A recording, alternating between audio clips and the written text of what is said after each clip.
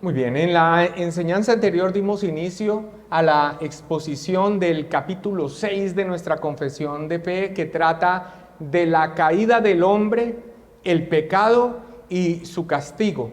Y allí nos detuvimos en la primera de dos grandes secciones en la que está dividido este capítulo: la naturaleza de la caída. De esto es lo que se ocupa el párrafo 1 que expusimos en la clase anterior.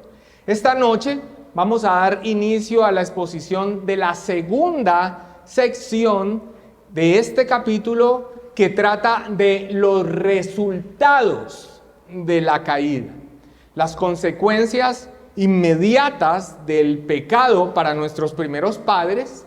También vamos a hablar de los efectos posteriores y las implicaciones para sus descendientes, o sea, para todos nosotros, para la raza humana. De esto trata entonces esta segunda sección, de los efectos del resultado de la caída en la raza humana, tanto como para nuestros primeros padres. El párrafo 2 va a tratar la doctrina del pecado original, haciendo un énfasis, como lo vamos a ver, en lo que se conoce como el pecado representativo. El párrafo 3 nos va a hablar de la transmisión del pecado. El párrafo 4 nos va a hablar del pecado actual, del pecado que hoy en día comete la raza humana, y el párrafo 5 nos va a hablar del pecado y el creyente. Hoy nos vamos a dedicar a la exposición del párrafo 2, que nos presenta una definición amplia de la doctrina del pecado original. Se va a centrar, como ya lo mencioné, en el pecado representativo, que se resume en esta frase: cuando Adán pecó, todos nosotros pecamos en él. Pero también abordaremos el tema de la transmisión del pecado, que se declara en el párrafo 3. O sea, en esta noche vamos a exponer el párrafo 2 y el párrafo 3. Pecado original, en una definición amplia, general, y estaremos viendo también la transmisión del pecado. Iniciemos entonces con la exposición del párrafo 2, leyéndolo. El párrafo 2 del capítulo 6 de nuestra confesión de fe, que trata de la caída del hombre, del pecado y su castigo, dice así: por este pecado, el que se menciona en el párrafo 1, la transgresión de la ley positiva que Dios dio cuando estableció su pacto con Adán, como cabeza, con Adán y Eva, pero además de eso, el romper la ley, el quebrantar la ley moral, implicado esto en la transgresión de esta ley positiva dada por el Señor en ese pacto. Por este pecado, nuestros primeros padres cayeron de su justicia original y de su comunión con Dios, y nosotros con ellos. Por lo que la muerte sobrevino a todos, viniendo a estar todos los hombres muertos en pecado y totalmente corrompidos en todas las facultades y partes del alma y del cuerpo. Vamos a abordar la exposición de la doctrina enseñada en este párrafo en 3 puntos. 3 aspectos que claramente se señalan en lo aquí declarado en este párrafo. El primer punto va a tratar de las consecuencias inmediatas de la caída para Adán y Eva. El segundo punto nos va a hablar de la solidaridad en el pecado entre nuestros primeros padres y nosotros, la raza humana. Y el tercer punto va a tratar de los efectos de la caída en el hombre. Empecemos entonces con el primer punto: las consecuencias inmediatas de la caída para Adán y Eva. O sea, lo que significó el romper, el quebrantar el pacto que Dios estableció con ellos al violentar el mandato que Dios les dio. Inmediatamente lo que sucedió con ellos. Dice la primera parte de este párrafo 2: por este pecado Nuestros primeros padres cayeron de su justicia original y de su comunión con Dios. La rectitud en la que el hombre fue creado se perdió al pecar rebelándose contra Dios. El hombre creado a imagen de Dios en conocimiento, justicia y santidad de la verdad, cayó de ese estado de rectitud de su justicia original. Estando capacitado el hombre para no pecar, voluntariamente decidió hacerlo. Y el contagio de su pecado de una vez se esparció a través de todo el ser humano, no dejando ninguna parte de su naturaleza sin ser tocada por aquel y viciando cada poder y facultad del cuerpo y el alma. Así expresa Luis Berkhoff la consecuencia del pecado en la naturaleza humana. El primer entonces efecto de la caída de nuestros primeros padres en el Edén es que perdieron su estado de rectitud. Fueron creados a imagen y semejanza de Dios en conocimiento, justicia y santidad de la verdad, pero esa imagen quedó distorsionada. Esa rectitud en la que ellos fueron creados se perdió. Ahora, ese pecado afectó cada aspecto de su naturaleza. Nada de lo que es el hombre, el ser humano, quedó sin ser afectado por el pecado. Esto es lo que conocemos como la doctrina de la depravación, total. Cada aspecto de su naturaleza como ser humano se corrompió. Más adelante vamos a ver los versículos de prueba que nos presenta la confesión sobre esa naturaleza, o sea, lo que somos, todo lo que somos en nuestro ser, esa naturaleza corrupta como resultado de la caída. Este fue entonces el primer efecto sobre nuestros primeros padres. Pero la rebelión de nuestros primeros padres contra Dios al pecar no solamente es la corrupción total de su naturaleza, sino que también significó la pérdida de su comunión con Él. Esta es la otra cara de la terrible moneda, la otra cara de la moneda del resultado del pecado. Ellos cayeron de su justicia original, o sea, su naturaleza corrupta, pero también perdieron su comunión con Dios. ¿Qué nos dice la Escritura en Romanos 3:23? Destituidos de la gloria de Dios. Brian Borman y Jason Ching en la nueva exposición que Rob Ventura edita sobre la Confesión de Fe Bautista de Londres de 1689, escriben sobre esta pérdida de la comunión con Dios. Escriben: la caída implicó más que la pérdida del estado de justicia de la humanidad. Fue la ruptura violenta del orden cósmico, comenzando con la ruptura de la comunión de Adán y Eva con Dios. La magnitud de la pérdida es incalculable. La dulzura y la bienaventuranza de esa comunión con Dios fue lo que hizo del Edén un paraíso. Así que, amados hermanos, ¿cuál fue el primer efecto o cuáles fueron los efectos que vinieron para el hombre a causa de su pecado, de la transgresión del pacto que Dios estableció con ellos? La pérdida de la rectitud, y entonces el pecado afectando toda la naturaleza humana, la corrupción de todo lo que el hombre es, en todo lo que es su naturaleza.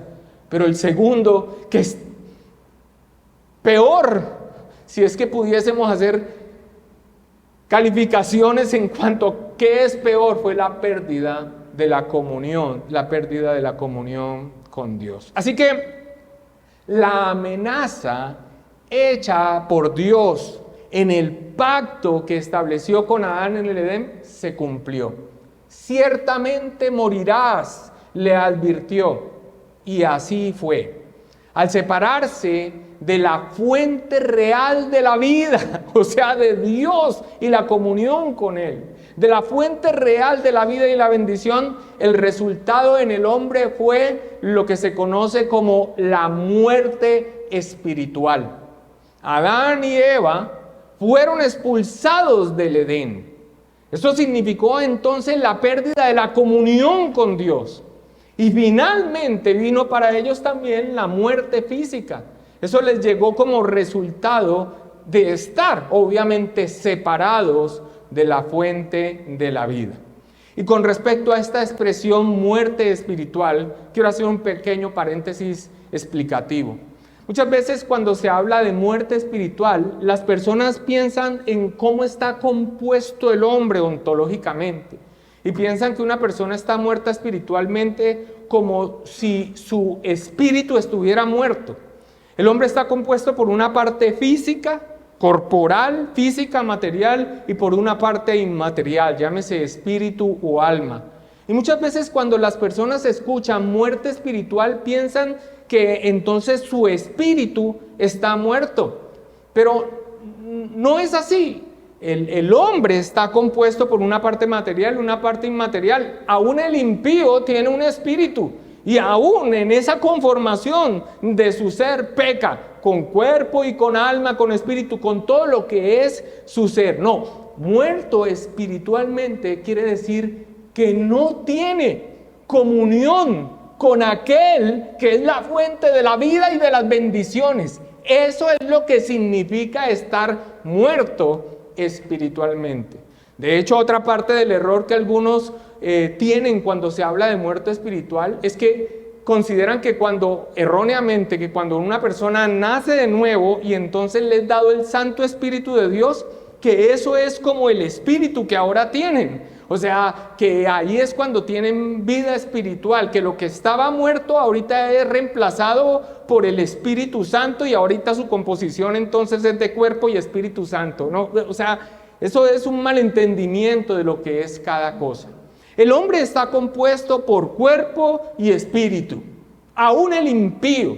Muerto espiritual no es que una persona tiene muerto el espíritu, muerto espiritual es que no tiene comunión con Dios, que es la fuente de la vida y de las bendiciones. Así que las consecuencias, aclarado esto, las consecuencias inmediatas del pecado de nuestros primeros padres fueron la corrupción de todo su ser, la pérdida de su estado de rectitud y el pecado afectando todo lo que es la naturaleza humana, y la pérdida de la comunión con Dios, lo que conocemos como su muerte espiritual. Ahora, el segundo aspecto que señala esta declaración que encontramos en el párrafo 2 es la solidaridad. Ya hemos visto entonces los efectos o los resultados del pecado en nuestros primeros padres.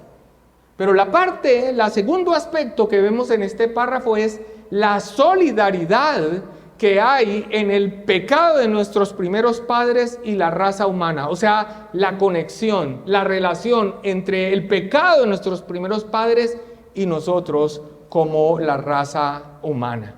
Leamos desde el principio una vez más el párrafo y vamos a llegar al punto de la solidaridad que hay en el pecado de nuestros primeros padres y nosotros. Dice, por este pecado nuestros primeros padres cayeron de su justicia original y de su comunión con Dios, y nosotros en ellos.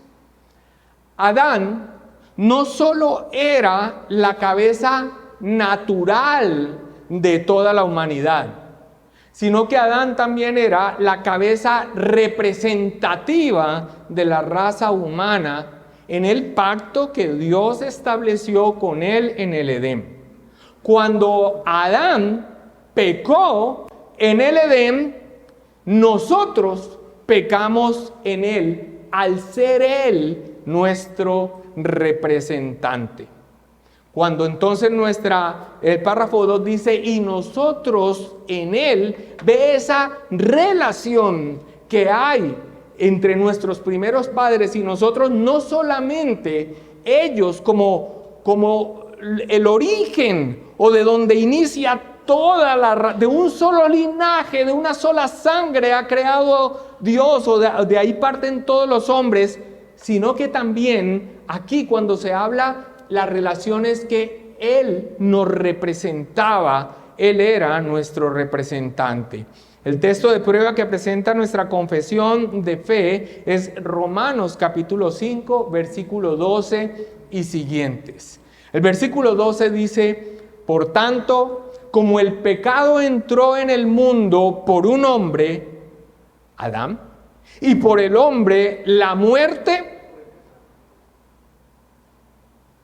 y por el pecado, gracias Danilo, por tanto, como el pecado entró en el mundo por un hombre y por el pecado la muerte, así la muerte pasó a todos los hombres por cuanto todos pecaron. Ahora, cuando el apóstol Pablo dice aquí por cuanto todos pecaron, no se está refiriendo a los pecados que cometen las personas todos los días.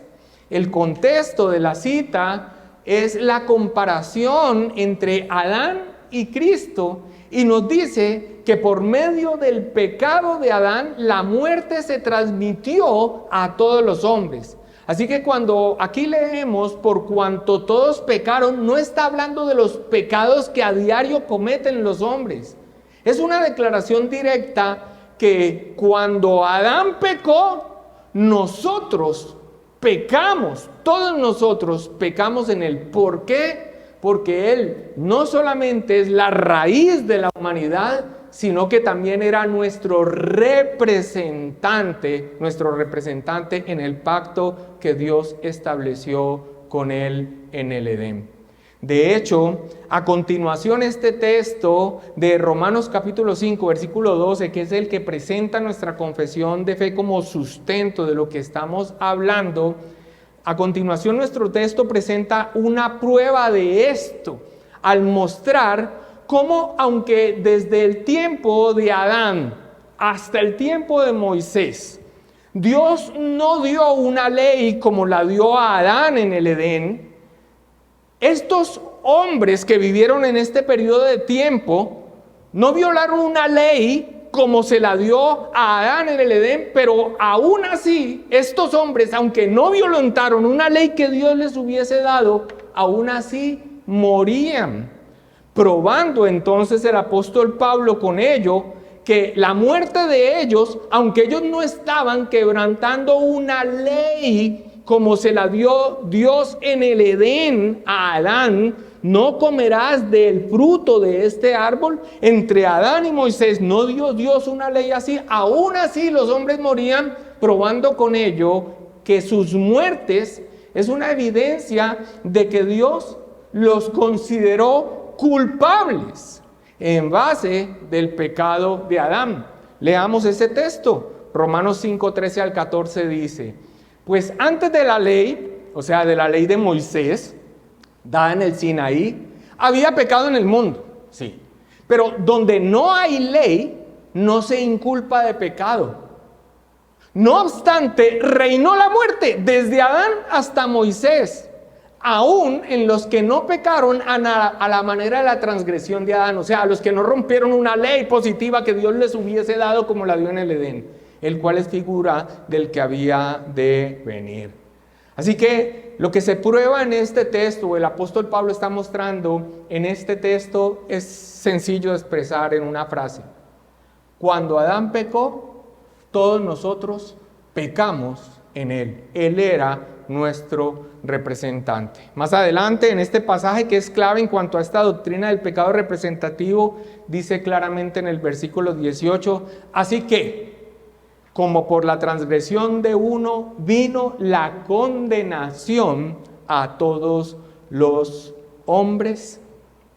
Ahora, Aún aquí en nuestro párrafo no está entrando en detalle en cómo es que ese pecado de Adán se transmitió a su posteridad, o sea, a la raza humana. Eso lo va a hacer a continuación en el párrafo 3 al que ya vamos a ir en un momento.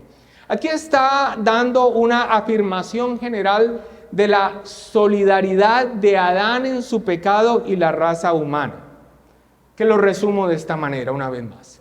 Por ese pecado, nuestros primeros padres perdieron dos cosas, por lo menos son las que se expresan aquí, dos cosas: su estado de rectitud, con eso la corrupción de toda su naturaleza, y la comunión con Dios.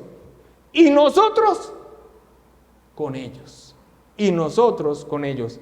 A esto es a lo que me refiero con la solidaridad entre el pecado de nuestros primeros padres y nosotros. El pecado de Adán y Eva es nuestro pecado. ¿Por qué? Porque Adán y Eva no solamente son la raíz de toda la raza humana, descendemos de ellos, sino que en el pacto que Dios estableció con ellos, Adán, en cabeza de Adán, era nuestro representante. Cuando él pecó, todos pecamos. El tercer aspecto que señala este párrafo son los efectos posteriores de ese pecado, o sea, lo que significó para la raza humana. Dice o continúa diciendo el párrafo: por lo que la muerte sobrevino a todos, viniendo a estar todos los hombres muertos en pecado y totalmente corrompidos en todas las facultades y partes del alma y del cuerpo. Por lo que la muerte sobrevino a todos. Es la consecuencia dicha de manera amplia, en directa relación con la advertencia que Dios le dio a Adán. ¿Qué le dijo a Adán? Ciertamente morirás. Por lo que la muerte sobrevino a todos. Y a continuación se especifica lo que esa muerte significa. Viniendo a estar todos los hombres muertos en pecado y totalmente corrompidos en todas las facultades y partes del alma y del cuerpo. La muerte espiritual, muertos los hombres en pecado, es que están muertos espiritualmente. O sea, que no tienen comunión con la fuente de la vida y las bendiciones, o sea, con Dios.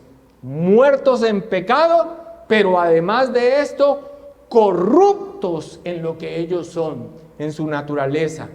La separación de la fuente de la vida, la pérdida de la comunión con Dios y la inclinación a todo mal, incapaces de querer y por lo tanto hacer cualquier bien espiritual.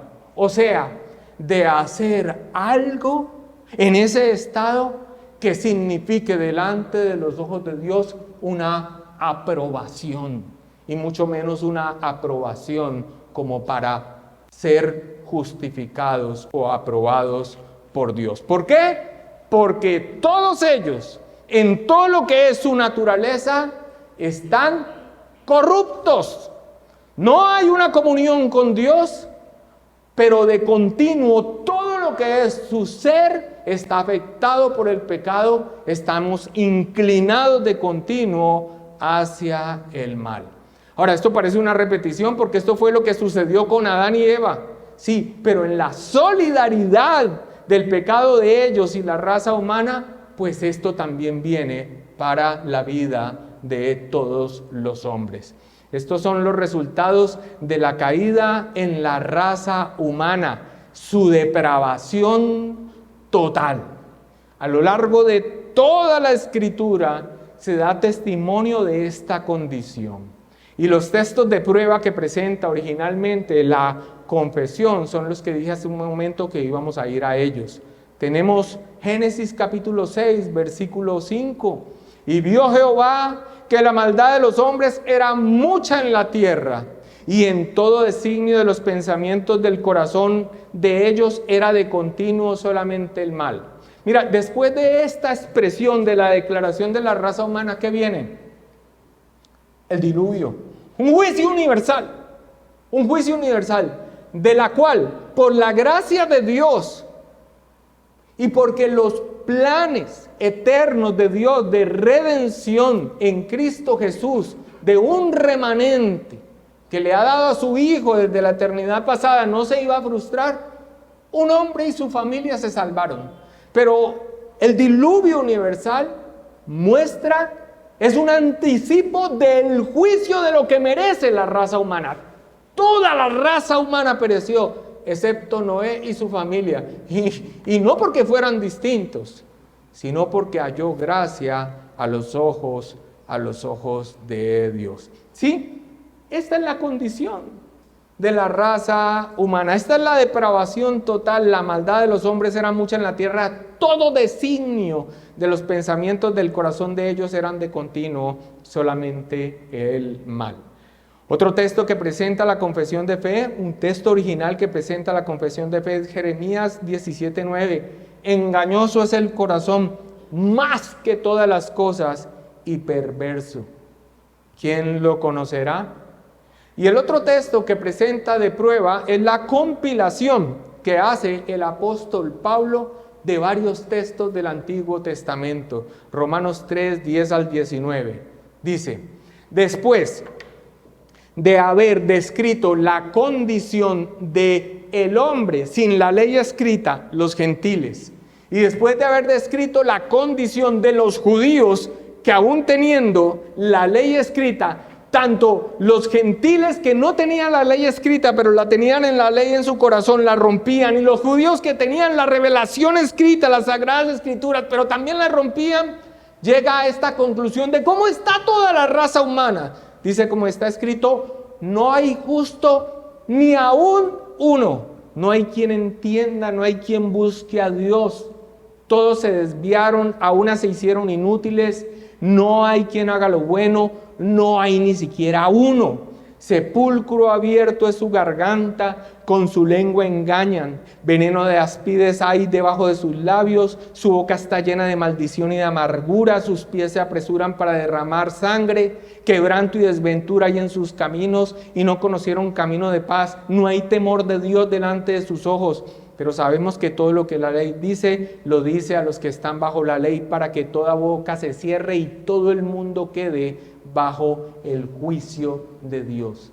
Esta es la descripción que recopila el apóstol Pablo, trayendo pasajes del Antiguo Testamento, en donde es necesario que él muestre cuál es la condición de la raza humana, y a partir de Romanos capítulo 4, mostrar la necesidad de un Salvador, nuestro Señor Jesucristo. El Catecismo Mayor de Westminster, en su pregunta 25, dice, ¿en qué consiste la pecaminosidad de ese estado en el que cayó el hombre? Responde, la pecaminosidad de ese estado en que cayó el hombre consiste en la culpa del primer pecado de Adán, la falta de esa justicia en la que fue creado y la corrupción de su naturaleza, por la cual está completamente indispuesto, incapacitado y hecho opuesto a todo lo que es espiritualmente bueno y totalmente inclinado a todo mal. Y eso continuamente, lo que comúnmente se llama pecado original y del cual proceden todas las transgresiones actuales. Ese es el estado de la raza humana en su estado natural, el hombre natural, corrupto y muerto espiritualmente, sin comunión con Dios, habiendo perdido su estado de rectitud y todo su ser afectado por la corrupción del pecado, inclinado de continuo hacia el mal. Alguien escribió, la corrupción de la raza humana no conoce límites, excepto el de la gracia restrictiva de Dios. no se está comiendo la humanidad a mordiscos, porque la gracia de Dios nos preserva. Y cuando usted ve que las sociedades entran en una degradación cada vez mayor, es porque el Señor empieza a retirar su gracia restrictiva. Hace poco terminamos de vernos con el pastor Pablo Andrés una serie sobre la Segunda Guerra Mundial y después me recomendó una serie sobre lo que vino después, la Guerra Fría. Hermanos, la pérdida de vidas por millones, aún después de las millonadas de muertes después de la Segunda Guerra Mundial, fue terrible. El que piense de alguna manera que hay algún tipo de bondad inherente en el hombre, simplemente es que no ha mirado a su alrededor y no ha mirado con sinceridad su propio corazón. Ahora, de esa universalidad del pecado, o sea, que toda la raza humana está en esa condición, nos da testimonio tanto la Biblia como la experiencia. Y como acabamos de ver, nuestra confesión profesa lo que la Biblia claramente enseña, es que esa universalidad tiene su origen ¿en qué? ¿En dónde? En la caída de Adán. En la caída de Adán. Allí tiene su origen. Ahora, el párrafo 3 pasa a tratar esa conexión entre el pecado de Adán y la raza humana, que en el párrafo 2 solo se ha manifestado de manera general, como lo acabamos de hacer. El párrafo 3 nos habla de la transmisión o la herencia de ese pecado en la raza humana. Leamos entonces el párrafo 3. Siendo ellos, ¿quiénes? Adán y Eva, nuestros primeros padres, siendo ellos la raíz de la raza humana y estando por designio de Dios en lugar de toda la humanidad, la culpa del pecado fue imputada y la naturaleza corrompida transmitida a su posteridad descendiente de ellos mediante generación ordinaria, siendo ahora concebidos en pecado y por naturaleza hijos de ira, siervos del pecado, sujetos a la muerte y a todas las demás desgracias espirituales, temporales y eternas, a no ser que el Señor Jesús los libere. El párrafo inicia dándonos una base doble de la relación entre nuestros primeros padres y nosotros para la transmisión del pecado.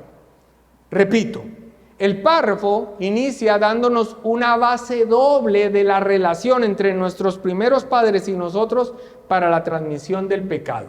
El párrafo inicia diciendo, siendo ellos la raíz de la raza humana y estando por designio de Dios en lugar de toda la humanidad.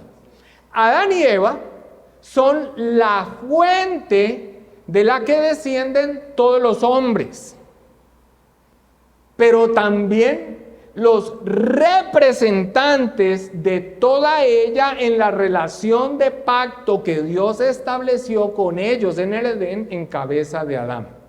O sea, hay una relación orgánica entre toda la humanidad y nuestros primeros padres, pero también hay una relación legal, federal o pactual. Dicho de otra manera, de ellos descendemos y ellos en cabeza de Adán eran nuestros representantes en el pacto que Dios estableció con ellos en el Edén. Sobre esa conexión doble entre Adán y Eva y la raza humana, a continuación el párrafo va a presentar los efectos del pecado y su transmisión a todos los hombres. Dice, la culpa del pecado fue imputada y la naturaleza corrompida transmitida a su posteridad descendiente de ellos mediante la generación ordinaria. Heredamos o recibimos la culpa por el pecado y la naturaleza pecaminosa. Heredamos la culpa por el pecado. Cuando Adán pecó, nosotros pecamos, él era nuestro representante, pero además de eso, heredamos la inclinación hacia el mal, la corrupción de todo lo que por naturaleza es el hombre, la naturaleza pecaminosa. ¿Cómo? La culpa por imputación, o sea, atribuida a toda la raza humana sobre la base que Adán era nuestro representante en la relación que estableció con él en el Edén, en el pacto de obras. Tú eres culpable desde que naces. ¿Por qué? Porque cuando Adán pecó, todos pecamos. ¿Por qué? Porque él era nuestro representante. Pues no me parece justo. La respuesta clásica: si no te parece justo lo que Dios determinó en cuanto a ese representante, entonces tampoco debe parecerte justo que haya otro que represente para salvación, Cristo Jesús. Dios es santo, justo y sabio en sus determinaciones. Adán era la mejor opción que teníamos los hombres. Estaba en el mejor lugar, en el mejor estado. ¿Se acuerdan? Párrafo anterior. ¿Estado de qué? De rectitud. Sin la influencia del pecado y en relación con Dios.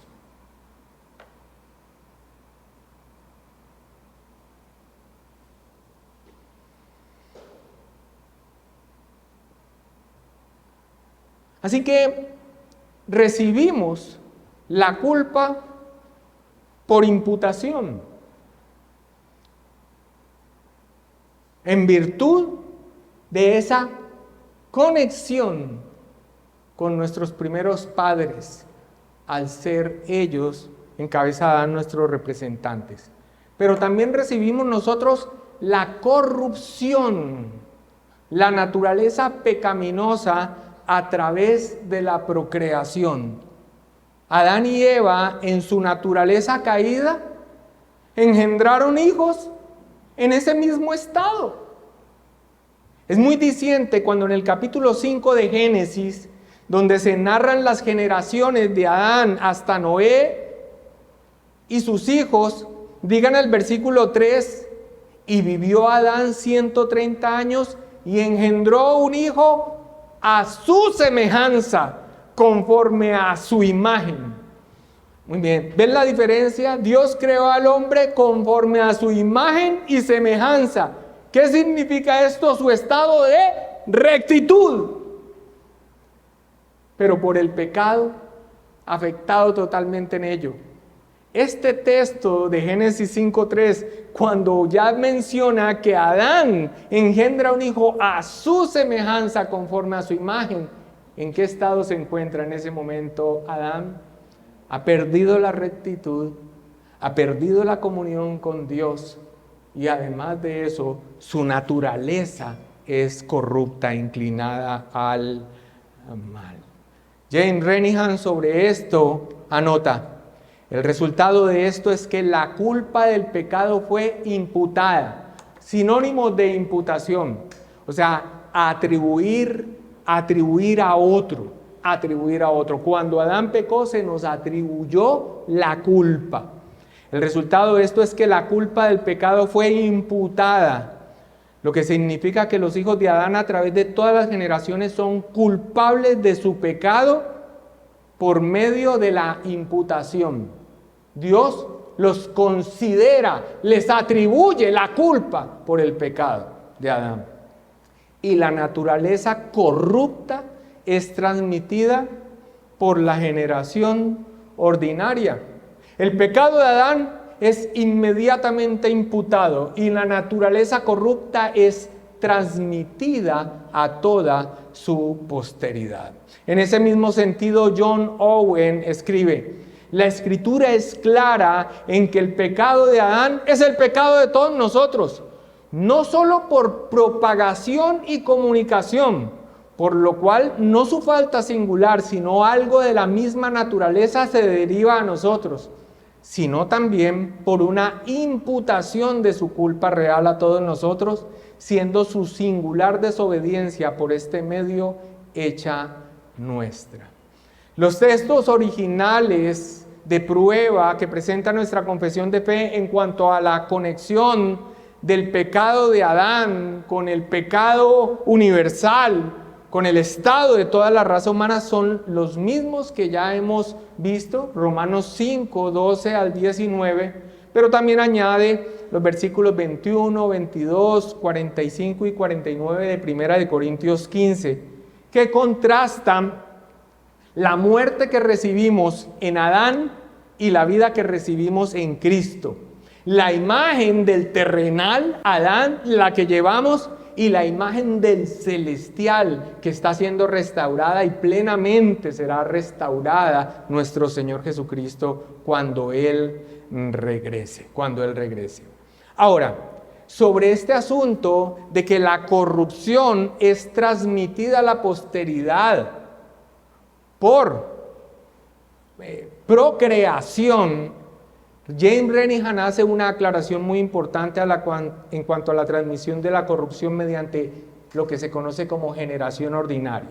Es importante esto. La naturaleza corrompida se transmite a través de la procreación. Debemos tener cuidado, porque esta no es la doctrina católico-romana de la concupiscencia que enseña que el acto sexual, incluso de una pareja casada, está contaminado por la lujuria y por lo tanto es inmundo. Eso contradiría la enseñanza de Hebreos 13:4 que dice que el lecho nupcial es inmaculado. Es más bien decir que el pecado original se transmite a través del proceso de reproducción, ni más ni menos. Simplemente afirma que así es como recibimos y transmitimos nuestra naturaleza pecaminosa. Es aquí, mis amados hermanos, después de ver estos efectos y cómo se transmite la culpa por imputación y la corrupción por generación ordinaria, o sea, padres en una naturaleza corrupta engendran hijos en una naturaleza corrupta. Es aquí donde debemos detenernos en la particularidad de nuestra confesión en su redacción al incluir el papel de Eva en la caída. ¿Recuerdan? Esto lo señalamos en el párrafo 1 y dijimos que no lo íbamos a tratar sino hasta esta clase. Vemos que aquí se sigue hablando de nuestros primeros padres, mientras que en el párrafo 1 se habló de Adán y se habló de Eva directamente, que pareciera que fuera como contrario a las expresiones del apóstol Pablo hablando de Adán, en cuanto a que cuando él pecó nosotros pecamos. Allí en Romanos el apóstol Pablo está hablando de Adán como cabeza federal, pero aquí se hace el énfasis de la inclusión del papel de Eva en la caída con este propósito. ¿Cuál es el propósito de incluir a Eva en la redacción de estos párrafos? La razón es la falsa enseñanza del socianismo. La herejía socianista es muy amplia. Todo su sistema doctrinal era visto y es visto como supremamente peligroso en su influencia. Teólogos como John Owen y Thomas Goodwin consideraban que el socianismo era la mayor amenaza para la teología cristiana ortodoxa en Inglaterra, pero aunque la herejía socianista es muy amplia en todo su sistema doctrinal, en lo que nos concierne al tema expuesto en este capítulo, James Renihan describe el error socianista en cuanto a la condición humana después del pecado en el Edén de la siguiente manera. Mira lo que proclamaban los socianistas. Un principio clave de este sistema doctrinal era la negación de la pecaminosidad imputada o heredada y el argumento de que Dios trataba a las personas según sus propios méritos. La pecaminosidad humana, según los socinianos, no tenía relación directa con las acciones de Adán. Desde ese punto de vista, el pecado de nuestros primeros padres no era relevante para el estatus de ningún individuo ante Dios. El pecado personal no tiene referencia, según los socinianos, a los eventos en el jardín del Edén. O sea, dicho de manera simple, los socinianos negaban la doctrina del pecado original, tanto en la culpa imputada como en la corrupción de la naturaleza por medio de generación ordinaria. John Owen caracterizó la convicción sociniana de esta manera, lo que ellos decían. O sea, John Owen, como tomando la voz de los socinianos, la caracterizó así, como si estuviese hablando un sociniano. El pecado original es una invención de Agustín y los escolásticos que lo siguieron. Es el clamor constante de todos ellos y en verdad este es el mayor fundamento de su religión. Definitivamente no es ni un invento de Agustín ni un invento de los reformadores. Lo que sí atinan es que es un fundamento de nuestro entendimiento por la palabra de Dios. ¿Cuál? La condición en la que se halla la raza humana después de la caída en el Edén. Muchas personas cuando se están acercando a la fe reformada, a un sistema doctrinal calvinista, piensan que como que la diferencia está en la elección, en la predestinación. No. ¿Sabes de dónde parte toda la diferencia? Porque aún los arminianos creen en la elección. Es que el que diga, no, yo no creo que Dios elija, pues básicamente es porque no ha leído la palabra de Dios. No, ellos creen en la elección. Ese es otro punto. Al punto al que quiero ir es el siguiente. ¿Sabes cuál es el quid de este asunto? ¿De dónde radica la diferencia? ¿Cuál es la condición de la raza humana después de la caída?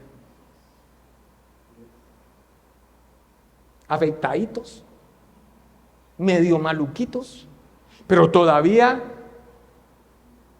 con una capacidad de rectitud, lo que ellos llaman libre albedrío, no en el sentido de escoger si cojo para la quinta o cojo para la autopista o si me pongo la camisa negra o la camisa blanca, sino de la capacidad que tiene el hombre, según ellos, de hacer bienes espirituales, como depositar fe en el Señor Jesucristo para atraerse la salvación para sí mismos sin la acción del Espíritu Santo.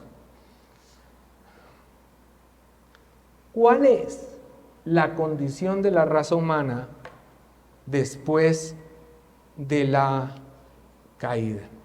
Los socinianos negaban el pecado original, negaban la imputación de la culpa y negaban la corrupción heredada y la transmisión de esa corrupción por los medios ordinarios. Así que esta parte final, en cuanto a que es el mayor fundamento de su religión, John Owen caracterizando a los socinianos, es verdad. Si nosotros no arrancamos por la palabra del Señor del estado en el que se encuentra la raza humana, la necesidad de un Salvador se vuelve casi irrelevante. Una parte me corresponde a mí y la otra parte le corresponde a Dios. En el caso de los socinianos, extremo, todo depende del hombre. En el libro Vindiciae Evangelicae, o el misterio del evangelio reivindicado y el socialismo examinado, que escribió John Owen, escribió lo siguiente: los teólogos socinianos no solo afirmaron el libre albedrío, en el sentido que ya expliqué, sino también despreciaron la necesidad de la satisfacción y el mérito de Cristo, la eficacia de la gracia y el poder del Espíritu Santo en la conversión. Por esta razón, la salvación concedida por ellos es sin Cristo, es un poder de guardar todos los mandamientos afirmados, y la justificación viene por nuestra obediencia. David Dixon, en su obra La victoria de la verdad sobre el error, en su pregunta 1, al comentar este capítulo, muestra que este error así radical en los socinianos, otros sistemas de fe que no tienen su fundamento en la Escritura, en parte también lo adoptan. Él pregunta: ¿se imputa la culpa del pecado de nuestros padres y la misma muerte en pecado y la naturaleza corrupta transmitida a toda su posteridad, descendiendo de ellos por la generación ordinaria? Y responde: sí. Y los textos bases son los mismos que nosotros hemos visto aquí. Y vuelve y pregunta: entonces, ¿no se equivocan los pelagianos y los últimos anabaptistas, cuáqueros y socinianos que niegan el pecado original inherente? Y responden: sí, se equivocan. Y continúa preguntando: ¿no se equivocan también los dominicos, franciscanos y jesuitas que sostienen que la Virgen María no fue concebida en el pecado original? ¿Cómo así? ¿Cómo así que la Virgen María no fue concebida en su pecado original? ¿Quiénes fueron los papás de la Virgen María? Pues los papás de la Virgen María. ¿Y los papás de la Virgen María en qué estado estaban? En el estado en que se describe. Entonces, ¿cómo la engendraron a ella? En ese estado. Entonces él responde: pues sí, se equivocan. Eso de la Inmaculada Concepción de María no se trata de cómo engendró a Jesús, sino cómo fue engendrada ella. En otras palabras, ellos dicen que María nació sin culpa y sin corrupción heredada. No se equivoca, por último, cierto líder de los cuáqueros que sostiene que a los niños no se les imputa este pecado original hasta que se unen a él por el pecado real. Sí.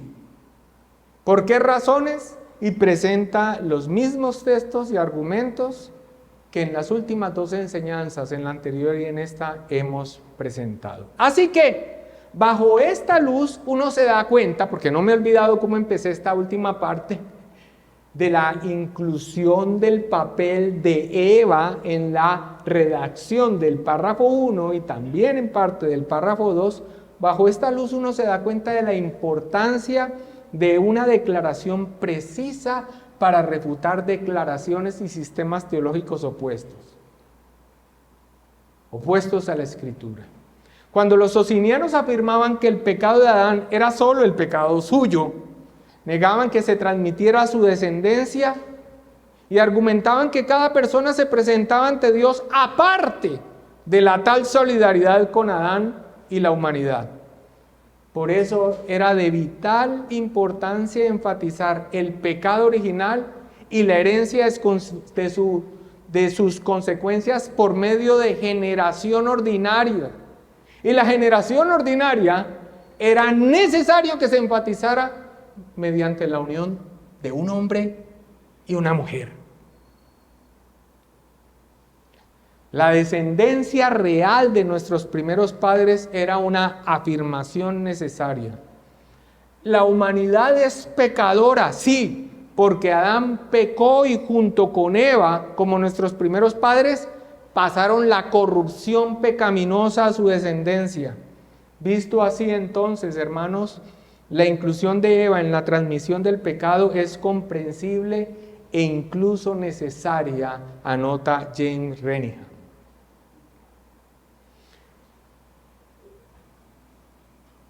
Yo espero que estos detalles que muchos saboreamos nos muestre lo que hemos venido resaltando en cuanto a la redacción de nuestra confesión de fe. Y es que detenerse en estos detalles tiene peso frente a la respuesta a los errores y a las herejías. Aún un detalle como este, de la inclusión del papel de Eva en este aspecto de la transmisión del pecado mediante generación ordinaria, es supremamente importante frente a lo que creían estas herejías. La sección final del párrafo 3 presenta los resultados terribles para la humanidad. Dice, siendo ahora, esto ya es después de haber hablado de la transmisión del pecado, siendo ahora concebidos en pecado,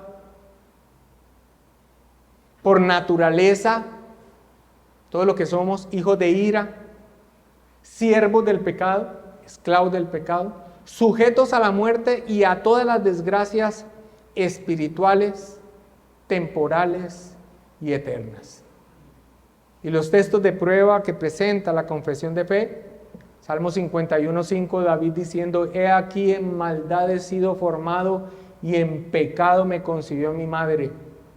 Algunos consideran que la expresión en pecado me concibió mi madre es como si la mamá de David hubiese estado en una condición de pecado en la que lo engendró, o sea, que fuera como que lo engendró teniendo un pecado. No, el asunto es, David está hablando de su propio pecado. Él nació corrupto y culpable de pecado. Otro texto que presenta es Efesios 2:3, entre los cuales también nosotros vivimos en otro tiempo en los deseos de nuestra carne, haciendo la voluntad de la carne y de los pensamientos, y éramos por naturaleza hijos de ira, lo mismo que los demás. Es la descripción que da el apóstol Pablo a los Efesios de cuál era nuestra condición antes de Cristo. Y Romanos 6:20, porque cuando erais esclavos del pecado, erais libres acerca de la justicia. La confesión menciona que todas estas desgracias son espirituales, temporales y eternas. Espirituales porque nos hacen incapaces de relacionarnos con Dios desde el nacimiento. Son temporales, haciendo referencia a las dificultades de esta vida y la pena de muerte que finalmente reciben los hombres, aún en la muerte física, y son eternas, hablando de la condenación eterna como consecuencia de nuestro pecado. Sin embargo, este párrafo, con su terminación oscura y angustiosa, termina con una nota maravillosa y esperanzadora, porque Dios ha provisto el Evangelio. A no ser que el Señor Jesús los libere. Esa frase final es un indicio de las muchas cosas buenas que vendrán en la confesión. El gran y único atenuante de la condición de la raza humana es la misericordia de Dios en Jesucristo, que hace libres a los hombres del estado que hemos descrito en estos párrafos.